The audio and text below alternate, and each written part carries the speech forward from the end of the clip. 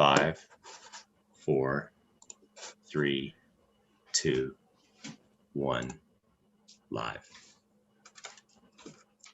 Hello, everybody. Hi, I am Cheryl Abram, and this is Life Without a Witness. And for those of you who are new here, I call it that. The show is called Life Without a Witness, as well as my YouTube channel, because a witness is somebody who can corroborate your story, right? Somebody who sees the same thing you see and can act in that place as a witness. Well, some years ago, I found that, nobody can really do that.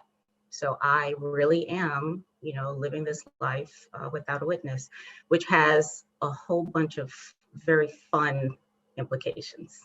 Okay. So today, I'm really excited about today, y'all. We're talking about work.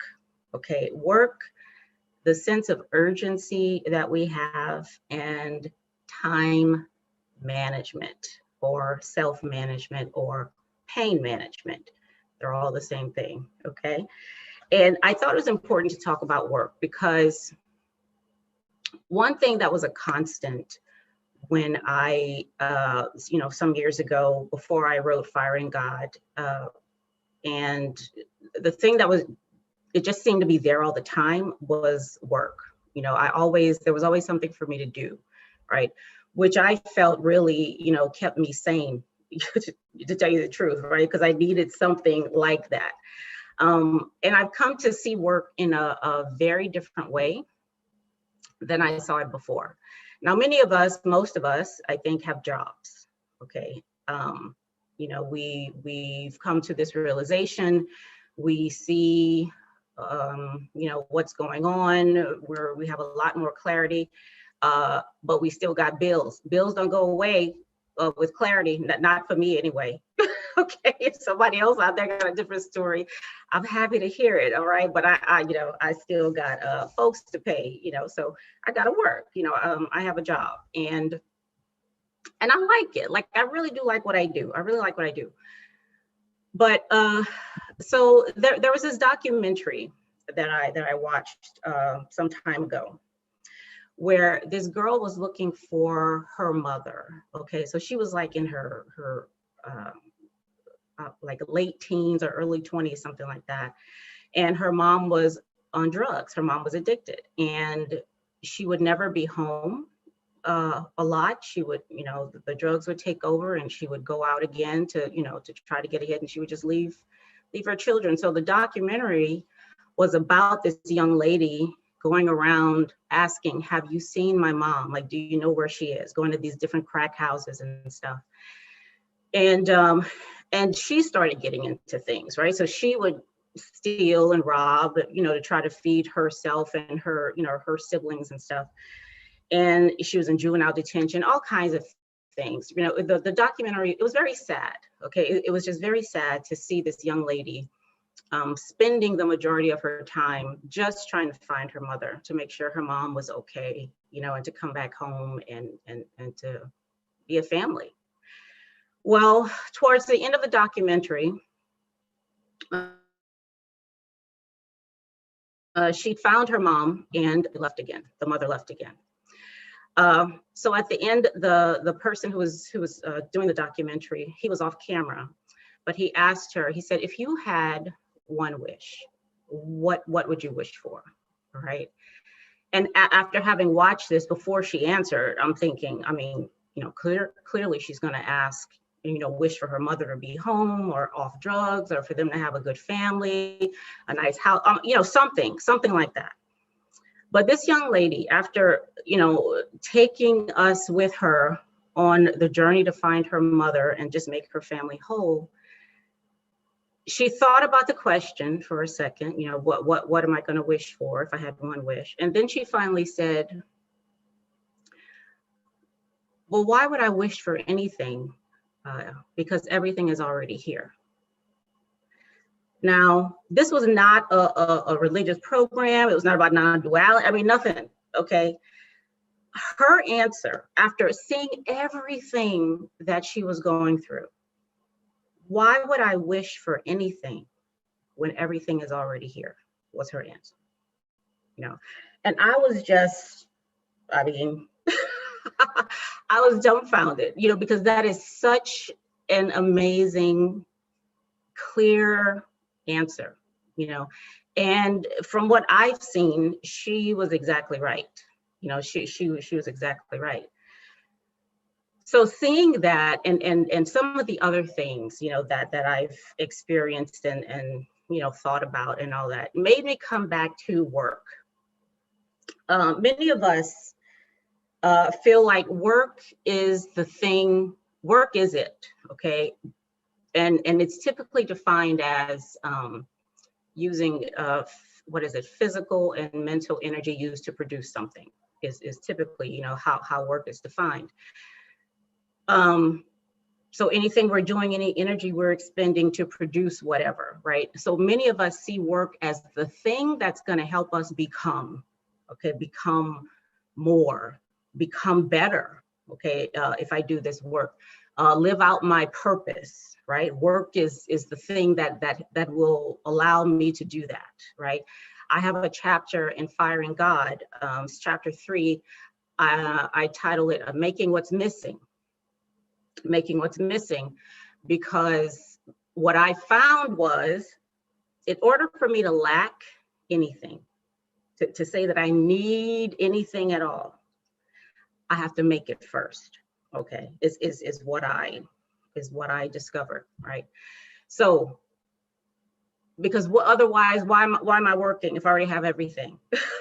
I need to work for something, whether it's to feel good about myself or to actually produce something for somebody else, which then probably also makes me feel good about doing something, So, and with work, I've gotten several questions from people about this, right? You get that urgency, because why? We're not gonna be here forever, right? We got this time thing going on here, okay?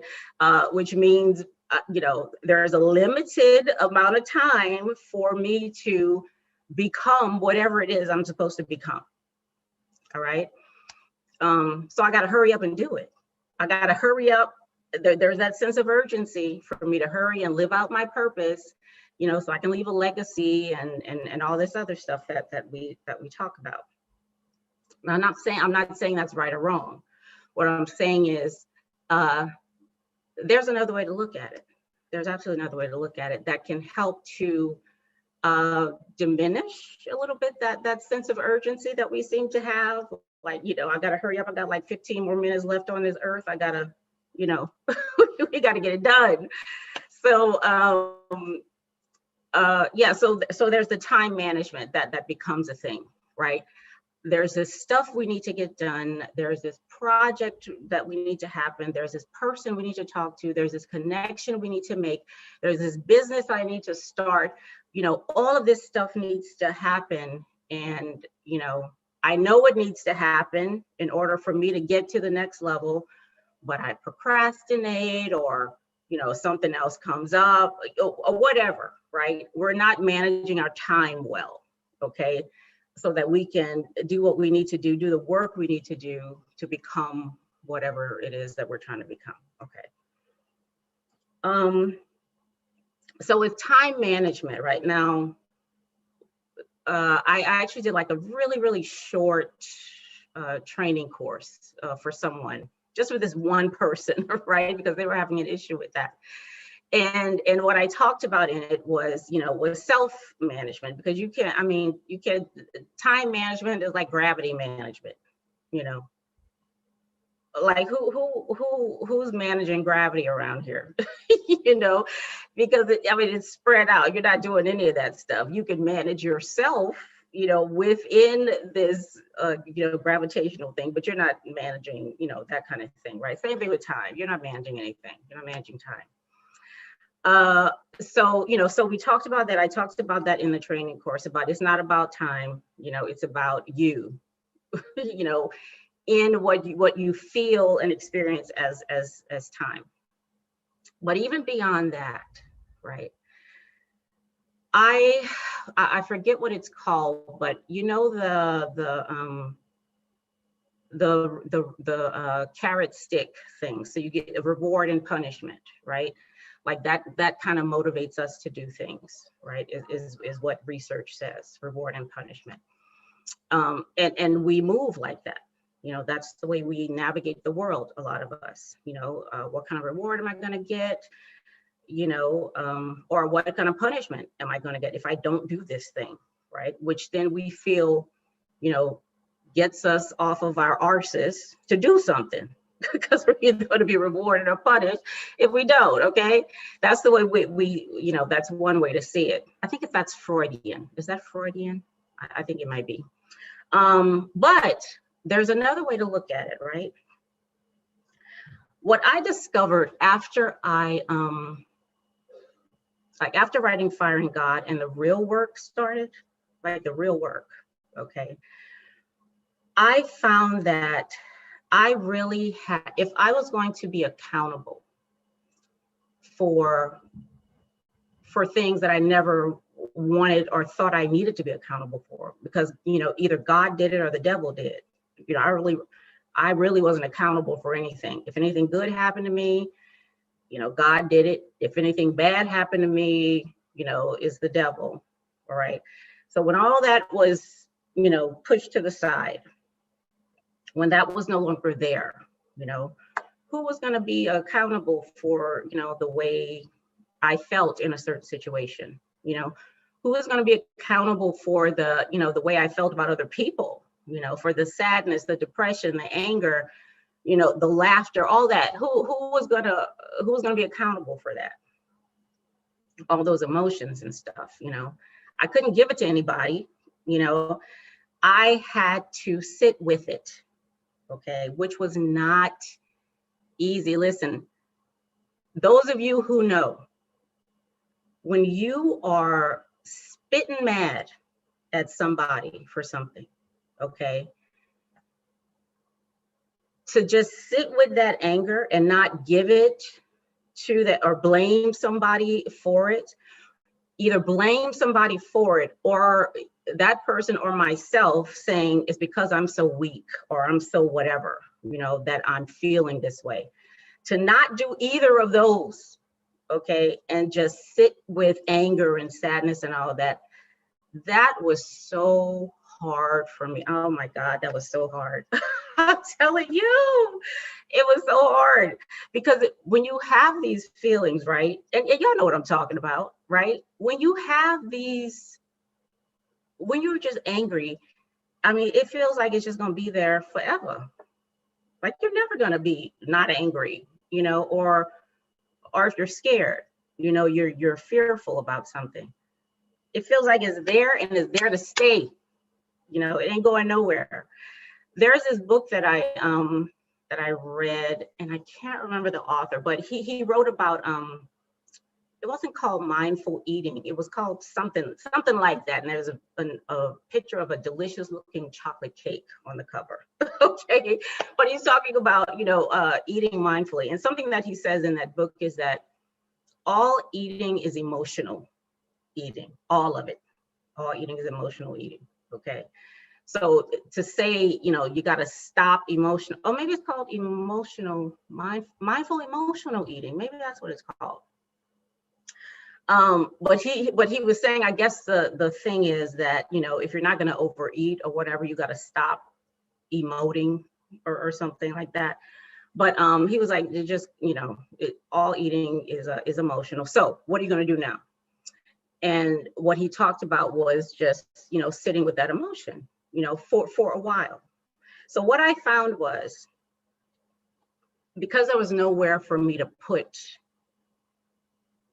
what I was feeling anymore. You know, there was no one for me to blame for it. I mean, there's just no place for it to go, right? And this deals with time management and work, because I am a serial procrastinator. I will find and just all kinds of stuff to distract, and I mean everything, right? To you know, to ease any kind of discomfort that I might have, you know. discomfort of being or being successful, the discomfort that comes with feeling less than, you know. It's very hard for us to just be quiet. Okay, that's another thing that I found. The hardest thing in the world for me to do was just be quiet, like no distractions, like literally just sit there, you know, and be quiet, you know, without needing to do something to interrupt, you know, to interrupt that quiet. There's a study that was done about this room. I forget where it was, but it's a room where you can go in and there's like no sound whatsoever, you know, and people go in that room and they can't stay there very long.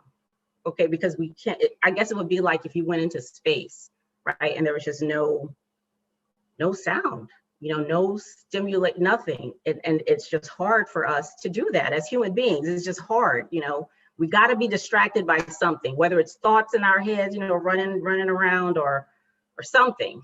Okay, some of us sleep with the TV on. You know, I know people who do that. They need something in the background, you know, going. So what I had to learn to do to get to this time management, self-management / pain management was I had to sit with those feelings. I really did. So when I felt like I needed to do something and a distraction came up, or even some habit, you know, whether it's smoking or biting your nails or I don't know, any other habits that we have. To sit with whatever was making me feel like I had to distract myself with something. Because what I came to see was actually, you know what, those feelings that I have, the sadness, the anger, all that stuff, like it really is like a wave, you know, it will go away, it will dissipate, promise. It's not going to stay there. Even though it seems like it's not going anywhere, I promise it's not going to stay there. So this is what I did. One of the things I did.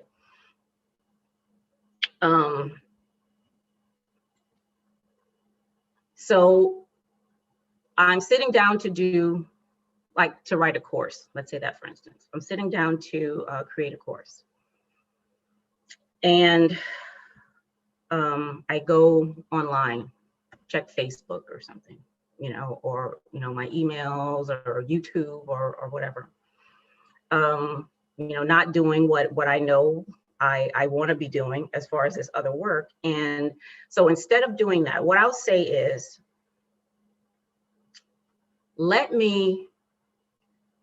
going to do it. Like, I'm going to check Facebook. I'm going to smoke a cigarette. I'm going to bite my nails. I'm going to, you know, whatever the thing is, whatever the distraction is, I'm going to do it, but I'm going to wait for like 10 minutes before I do it. Okay. And in that 10 minutes, I can just be curious about the feeling that's compelling me to smoke or drink or whatever it is. Just sit 10 minutes and just observe it. Okay. Man, do it. That is, I'm telling y'all, that is some work. So I said that work is physical and mental energy used to produce something. What I'm saying here is like the total opposite. I'm not doing anything. I am just sitting silently. The only thing I am doing, if I'm doing anything, is observing. I'm feeling whatever the feeling is. You know, where is it in my body? You know, is it in my arms? Is it in my torso, my leg? Where is it? Okay, where is the feeling? Where is it coming from? You know, just be real curious, very, very curious about it. You know, 10 minutes, that's it. And after that, have at it. And this is what the individual was talking about in mindful emotional eating, right? He was like, if you get the urge to have the cake or the soup, whatever, you know, whatever you're trying to have, you want to have, okay? And you don't want it. He was like, that's fine. Don't stop yourself from getting it, because that's where we go wrong, right? When we say, I'm never smoking again. I'm never eating chocolate again. I'll never put another piece of candy in my mouth. No more potatoes, no rice. I'm done. Okay. Never again. That is where, because what that's like, right? It's I don't have one around here, but if you have like a rubber band and you pull the rubber band, that's what this is like. You pull in a rubber band. I'm never going to do it again, ever, ever. I'm never going to eat another piece, you know. And of course, we get to the point to where, you know what, I gotta have one more. I gotta have one more potato chip. And the thing is that when you let go of the rubber band, it doesn't just snap back to where it was. Like, it goes beyond, you know, it goes beyond that, right? So you have one chip, and then, you know, here you are, you know, 80 pounds heavier than you were before, okay? or the habit is even worse than what it was before. So we don't want to do that, all right? We don't want to do that. What we want to do is say, okay, all right, I'll have it, but let me just wait 10 minutes so I can observe and just be curious about, you know, about this urge, whatever that urge is, okay? Now, I found that has helped me with some things. Now, admittedly, I need to do that more. I really, really need to do that more. But it's interesting. Like, it's very, very interesting to see where these urges are, you know, and to just, like, if you haven't done that before, like, just try it, you know, because, man, it's just so, like, where is it? Why is it vibrating like that, you know, and where did it come from? When did it start? You don't have to answer anything. Don't, you know, just ask, just look at it, just sit with it, and just ask a whole bunch of questions, you know, not looking for an answer, but just wondering, like, seriously wonder, as if you were a child again. I wonder what that is, why it is, like, why is it coming up right now, you know? So that, as far as work and time management and self-management and all that, what we're trying to do, what I found anyway, that I'm trying to do, is not be uncomfortable. You know, I don't want to be uncomfortable and discomfort or in pain or anything like that, right? So the thing that helps relieve the pain, to ease the discomfort, you know, to prevent myself from just being silent, which is uncomfortable, you know, is to do something, distract myself some kind of way, you know? And I told someone also that, you know, I have a relationship with a person where I'm thinking, you know, am I the way that I am with this person and the work that I do because I'm actually afraid to, like, do what I'm doing right now, like talk to you all, and you know, am I really afraid of being seen and known and questioned, you know, and all of that, you know, when it comes to work. And because I was wondering, like, why am I doing these things, you know, and I just had to just sit down and just wonder about it. Again, not looking for any answers, you know, not looking for any answers, just wondering. That's all. Just which can also be uncomfortable, right? Because if I ask you, hey, what time is it? Your urge is to tell me the time, to look at your watch, or, you know, find out, or say, no, I don't know, or whatever it is, right? If I come to you with something, the natural response is just, you know, if I come with a question, the thing is just to answer, put a period on the end of that, you know, whatever it is, okay? But what I'm saying is, okay, so take the period off, just ask the questions and be done with it, okay? And which is not an easy thing to do, but if you practice it, it really does. It gets easier, and it's very, very, just very interesting, very interesting.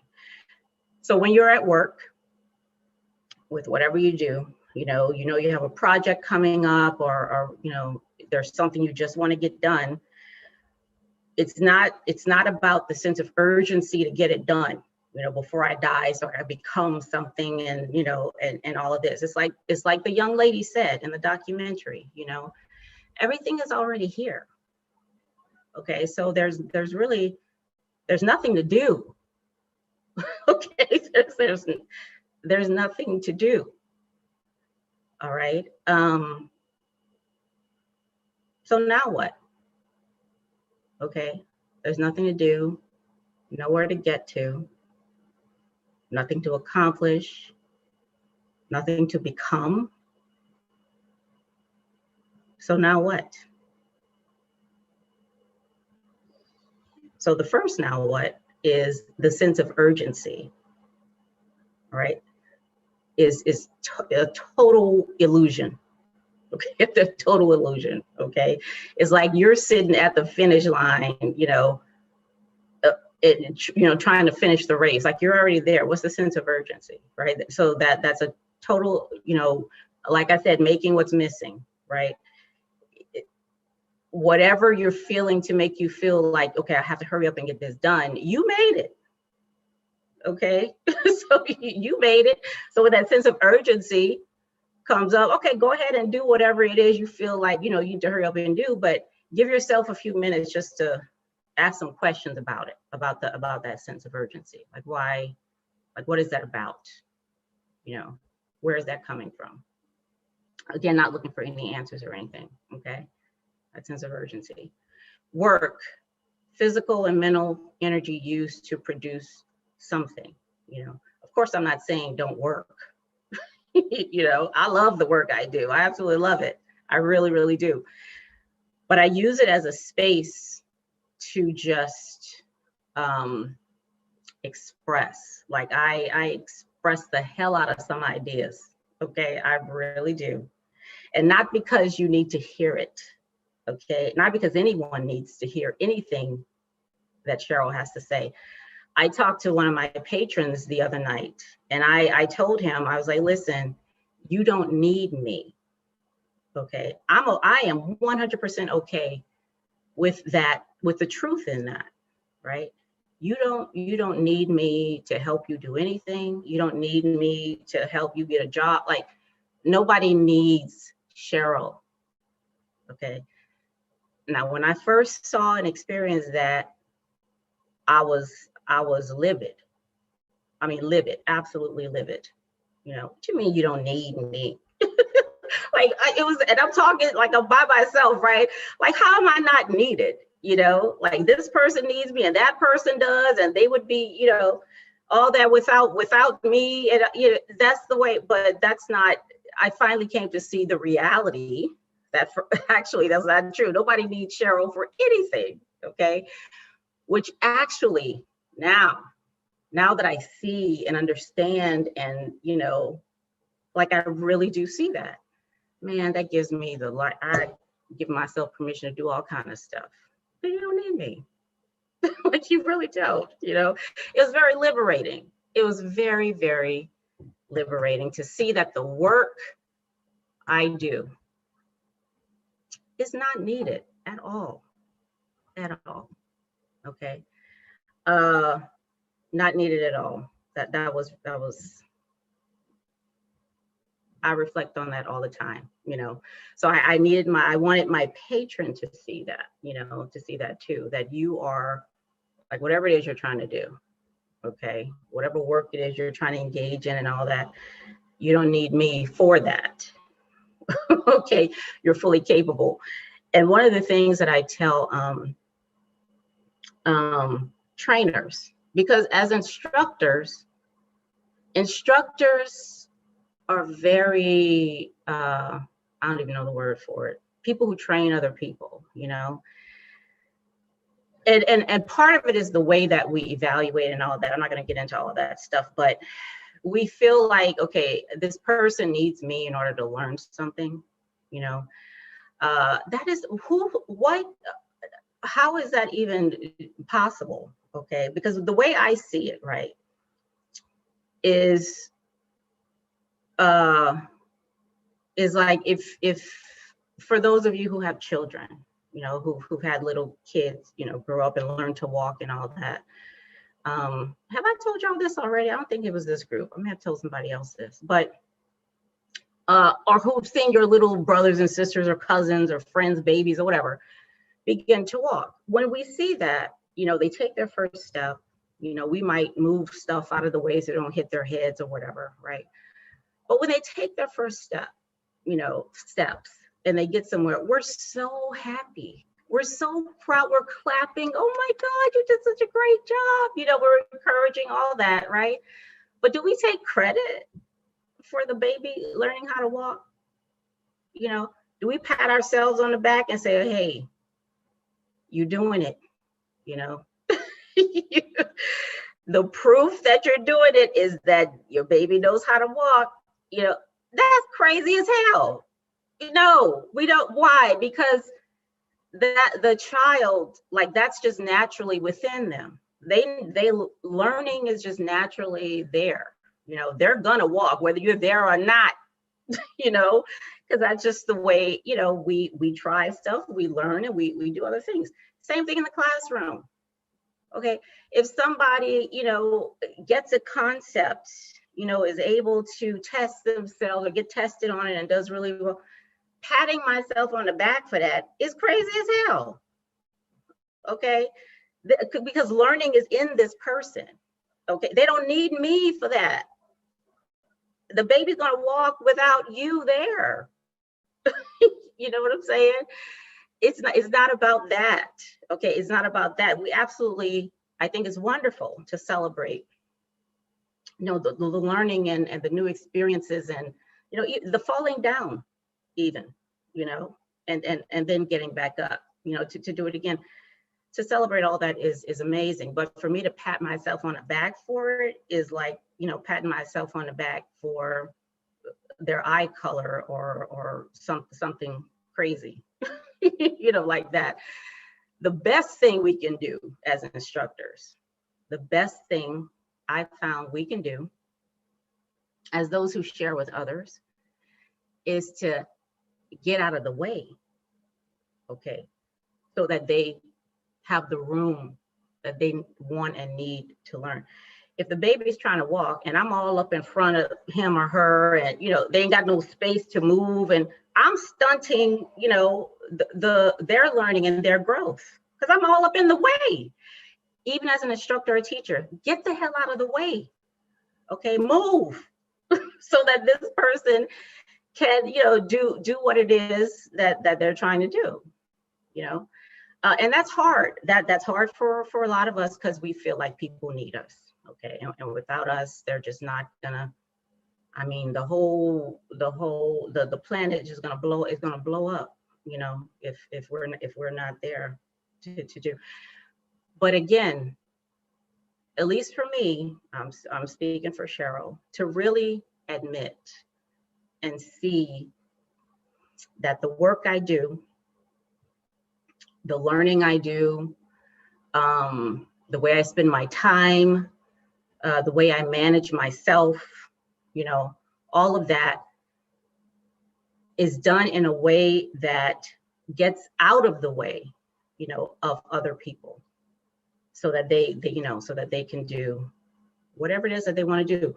Because seeing the way I was and the way I thought and the beliefs I had, when I was a Christian, again, not right or wrong, just what it was. Okay. And now it's something different. Again, not right or wrong. Okay. I had to see that too. It's not like, okay, Cheryl, as a Christian, all that stuff you believed in the Bible and all that, that wasn't true. Okay. So now you're something else, which is true. Now it's non-duality, which is true. No, it's not. Okay. It is not, it's not true, or it's not right or wrong. It's still the same, it's no different than what I was doing before. But it is, but that doesn't make it better or worse than what I was doing before. Okay. It's just different. It's different, and I'm, a different thing is coming out of it. I'm able to do different things, because I see and believe differently than I did before. It's not rocket science, okay? It's not. And like early on, like years ago, you know, when I first began to get into the non-dual community, I asked the question, I was like, do you have to have a guru? Like, because everything I was seeing before the person said who they were, it was like who they came under, you know, Papa G and all these other people, which made me feel some kind of way, because I'm like, I don't, you know, my mama named Patricia. Like, can I put Patricia? You know, I don't. There was no. I didn't have a guru or anything like. Not that I had a loved one, okay, but I didn't have one. You know, so I kind of felt like less than, you know, because there was no lineage, right? No that I lineage there, okay. So I don't know. Maybe I'm just being salty. Maybe that's what it is, okay. But for what I see is, you know, whether you have a lineage, that's fine, you know, too. But the point is, whatever you're doing, it's not right or wrong, but you can do it differently, okay? You can do something else if you want to, okay? Or you can say doing what you're doing now, all right? So I don't want to talk throughout the whole thing. I want you all to be able to to contribute, all right? Because I will talk throughout the whole thing, but let me just be quiet for a moment in case you all have questions or something.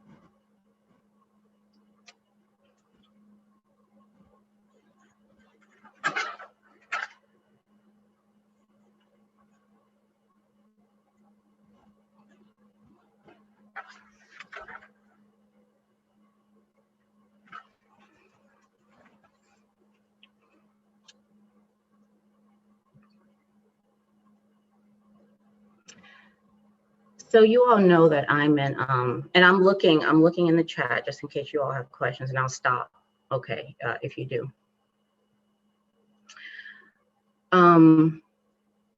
But last weekend, I spoke at a Blacks in Cybersecurity conference.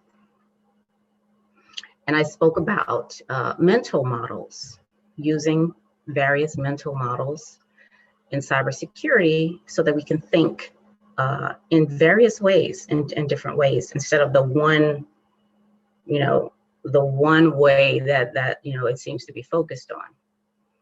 And one of those models was called first principles. And I talked about two in particular, but first principles was the one, and I used the example of Elon Musk, right? Where with his program to get to Mars, you know, SpaceX is what he calls it, how in the beginning he was looking to purchase rockets, you know, and rockets, you know, they cost a dime or two, okay? And for what they cost, even him, okay, he was not willing to spend that much. I think it was like $65 million a piece. So he was like, no, I'm not spending that much, you know? And they were like, well, I don't know what to tell you, you know, that's what it costs, okay? And, you know, that's what it costs. So he was like, well, let's, you know, and this is where his first principles thinking came in. He said, well, let's just break it down. Like, what is a rocket made of? Okay, like down to the molecule, what is it made of? Okay. And, you know, so they told, you know, carbon and iron, you know, all those, the elements that the thing is made of. So, you know, what he and his team were able to do was to take the bare bones, okay, of what it was made of and build it up again. And they did, so that the way they built it up again, you know, resulted in a cheaper rocket, plus they made a whole bunch of profit, right? So first principles thinking, which I absolutely love. You know, and I think for us, you know, to be able to do that, because a lot of the things that we talk about, we really don't know what we're saying. Okay. I didn't know a lot of the stuff I was talking about. Like when I would say stuff like, you know, Jesus lives in my heart or something like that. Okay. What in the world does that mean? Like, you know, like, am I literal? Is that metaphorical? And it, for either one, like, what does that mean? What is live? Like, what heart? If I'm not talking about my physical heart, what's the other heart? You know, what does that mean? So really breaking things down like that, you know, uh, help me to see that Cheryl, you don't know what the hell you're talking about. You really don't. And which was very enlightening, you know, taking time to actually to do that too, you know, was very, very enlightening for me.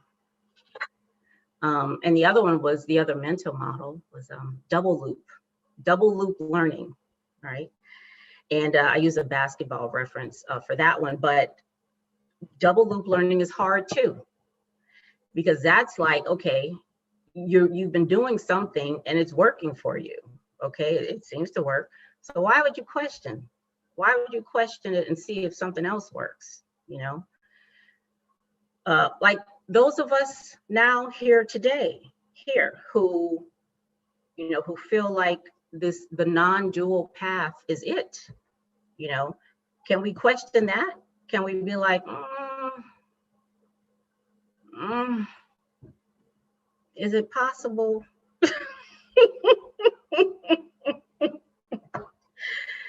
Can we do some double loop in the non-duality community? Okay, can we do that? And be like, well, but that's what it is. And the double loop is not easy either. It's really not. But again, like I said, the whole thing, and I told you all, firing God. The title of firing God was actually going to be the freedom of no choice. Right? It was going to be like the freedom of no choice for a whole bunch of reasons. But you know, the to know that whatever we're doing right now, whatever we're thinking, you know, it's not set in stone. Like it really isn't. It's not set in stone. We can solidify if we want to and not move from there, but that's a whole, you know, it's a whole nother thing. But it's not set in stone, which gives us, I think, you know, a lot of, you know, it gives us a lot of freedom. It takes away a ton of, you know, that sense of urgency, and it just makes things more fun. You know, it makes things so much more fun. And I know Emerson says all the time about, you know, it's not serious. You know, it's not serious. It's not serious. We can be 100%, you know, sincere about what we do and how we feel and what we say and all that. But is it really that serious? I mean, come on. I don't think so. I don't think it's that serious. Does anyone have any comments or anything like that that you would like to share in this time that we have together? And I also welcome like ideas, anything that you all would like to talk about for the next show would be welcome as well. I'm full of ideas now, okay? But I want you all to really, you know, be able to feel like you're getting some use out of this as well. Okay.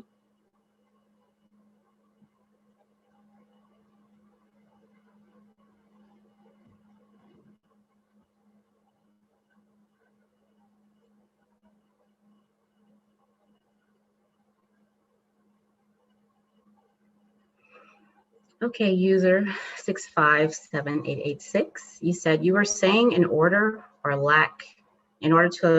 lack anything, but I don't follow completely what followed. So in the book, Making What's Missing, what I talked about was when I was a child growing up in Louisiana, like I really didn't know anything about lack. Like, I didn't know that I was poor. I didn't know that we were missing anything. Like, I didn't know that. Okay. But, you know, but I would hear it. I would hear that I'm poor, I'm lacking this, and people have more, and there's more that I can get because I don't have enough. Like, that's something I was taught and I fully believed, you know. And then when I started going to church, I saw that, man, you know, I'm a sinner. You know, I shouldn't even be here. It's all because of the grace of God that I'm here. Like, I was lacking so much, and I was not whole. I was not a whole person. So in order for me to be whole, there were this whole list of things I had to do. You know, I had to admit, first of all, that I was a sinner. I had to then, you know, follow Jesus. There was this book with rules in it that I had to follow. The whole laundry list came after that. Okay. Because, and the point of what I saw is, if everything is already here, I'm already whole. Nothing's telling me that anything is missing. You know, nothing's really saying that. Then how can I then lack anything, right?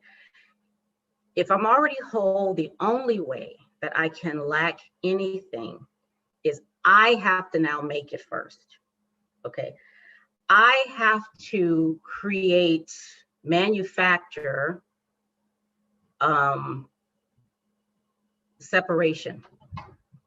I now have to create cracks in my wholeness, you know, and take this piece out, call that something, and take that piece out. Call this something, take that piece out. Okay. Okay, now I lack that. Now I got to go get it because I'm missing, you know, I'm missing that part of myself. I'm not whole anymore. Okay. I can't, you know, so all that stuff I have to manufacture. And I feel like, you know, belief really helped me to do that. Belief really, really helped me to not be whole. Okay. It helped me to see myself as unworthy. It helped me to see all kinds of things. You know, it helped me to even not dealing with religion, right? It helped me to label myself as a woman, as a Black woman, as a human being, as I'm not a tree, I'm this, I'm that, you know what I'm saying? So all of these separate concepts and stuff. Now belief helps me to do all that. Okay, now I got all these separate pieces all over the place. Okay, so now, you know, I've made what's missing. Okay, so now I can go get it. I can go search for it. I can, you know, use time, you know, to try to become something more whole, something better, and all that. Okay. I have heard the first homework to do is to transcend desire. If no desire, we have needs, surely, but lack is different. So you are addressing desire. So belief was a desire. Desire. No, that's not, I don't think that's what I'm talking about. I don't know about transcending desire. I don't even know if you can do that. Would you want to do that? I mean, I don't know. I don't know. But what I was talking about as far as the emotions, you know, the urges and all that stuff. And again, right or wrong. Okay, it's not, I'm not saying anything is right or wrong, but if you want to transcend desire, then, you know, go ahead and do that. But I don't see that I wouldn't, you know, I wouldn't do that. It's all I'm saying. Unless I'm desiring something that I feel is keeping me from doing something else I want to do. Okay. Then I would be like, okay, let's look at this, you know, because I know I can do something differently. I know I don't have to succumb to whatever that urge or desire is. I know that now. Okay. So, you know, I would just sit with that and just, like I said, for the 10 minutes, you know, if I want to do it, go ahead and do it, like whatever. But just sit with it and see where it's coming from, you know, is what I would do. Yeah, I'm not sure about transcending desire or anything like that. I mean, all desire. I don't know about that. And I wouldn't say that belief was the desire. It was, I don't know. It was something else. It was just something else. Like when I said that the day when I told God to F off, right? I was like something left. Okay, so I almost felt like a part, like there was this whole shadow Cheryl, that was made of a bunch of beliefs, about who and what Cheryl was and purpose and all that just kind of wasn't there anymore, right? It almost felt like a hole had been left, it was very, and I felt lighter and all that stuff. I talk about all that in the book, but yeah, I don't know. I don't know. It could have been. It could have had something to do with desire, I guess. I don't know. But that part was just gone. It was just gone. And you have to. I know you understand. It's a little. It's hard to talk about a lot of this because like there's like not a words. There are no words, right? To really express it. So I do the best I can. Was that useful, user 6578886? I want to be sure I got to what you were talking about. Okay, good. And again, I have more details in the book. I have a blog, my Life Without a Witness blog, that I write some stuff on. My channel, my YouTube channel, Life Without a Witness, I talk about stuff there. So if there's any more clarification that anyone would like, or just comments about anything that I've said, you can absolutely go to the YouTube channel or to my blog, and we can chat more about it there. Until the next episode of Life Without a Witness. Does anyone else have any other questions? We have about 8 minutes left, I see. If anyone else would like to contribute. I see we have Yasmine here. Yasmine, thank you for being here. Thank you, John, for being here. Julie, thank you. Hi, Cheryl. Thanks for your talk. I appreciate your encouraging us to be sensitive to how much of our mental apparatus and reactions are just induced by social conventions. Do you think what you say may be truer for your particular community, or do you feel it is universal? I feel it is universal. I do. That's a great question, John. Thank you for asking that. I do feel it's universal because, I mean, in the end, we're the same. I mean, we're all the community. Okay. But I see what you're saying though, right? So in the Black community, it's for whatever reasons, like for me, when like really quickly, I didn't know anything other than Christianity, nothing. Okay. You either were a Christian or you were going to hell. Okay. That was pretty much it. Okay. It didn't matter what this other stuff was, whether it was atheist or Buddhist, whatever. It didn't matter. Okay. It's this or that, so never even knowing that anything was possible, other than believing or hellfire, to see that actually, Cheryl, that's not all there is. That was very surprising. I mean, I was shocked. Like I really was shocked. Okay. Because that's not what I believed, meaning that's not what was true. Okay. And to see that, hey, that's there are other things going on here. That was different. So for my community, because many of us see things that way. Okay.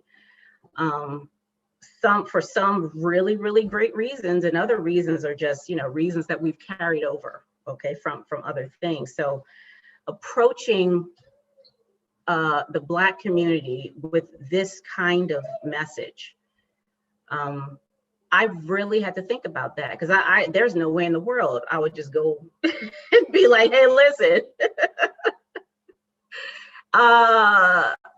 you're more than you think you are, and this may not be true. I mean, that stuff is, that's not gonna fly, right? I'm gonna be, on somebody else being nailed to something else around here. Thanks, Cheryl. On another note, I share your joy of watching the Golden Girls. Oh yeah, I talked about that the other day. I love Golden Girls. But getting this message to my community is, I mean, and like I said, whatever they're doing now is fine. Okay.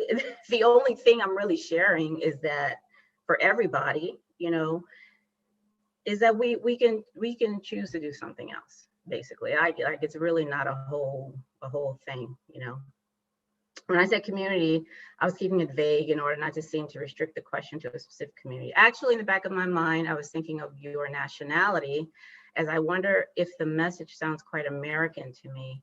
I'm not sure exactly what I mean by that question. I'm a Brit, by the way. My community, my American community,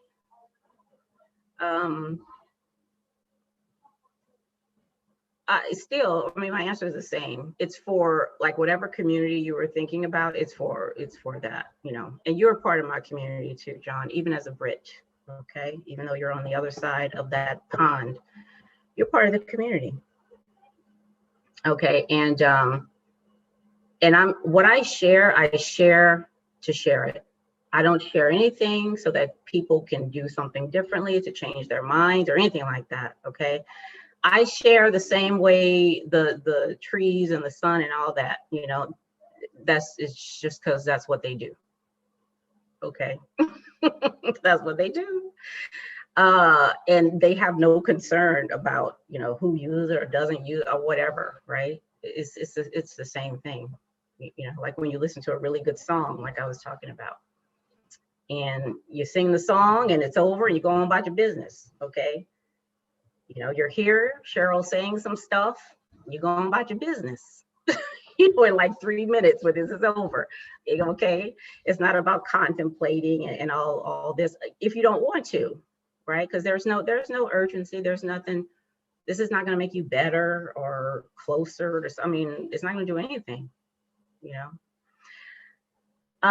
Emerson, hello, what you say about eating meat if you feel with everything one? From YouTube, eating meat. Oh, from Shami from YouTube. What do I feel about eating meat? Well, I eat meat, and I know that there are some people who do not, for very good reasons, and that's fine. I think I made a video about vegans on my Life Without a Witness channel, so you might want to go to the channel and look at what I say about that. I have a lot of vegan friends, and I'm part of vegan groups on Facebook, but I'm not vegan, okay? But I do want to know, like, about them, like how, why do they think the way they think and all that. I'm also part of like a Hindu group and all, and I'm not, any of those things, but I'm very interested in that perspective. But yeah, but I don't think if what you're asking is if eating meat is good or bad, I don't. Yeah, for me, it's not bad. Okay, but for those who don't, it may be bad for them.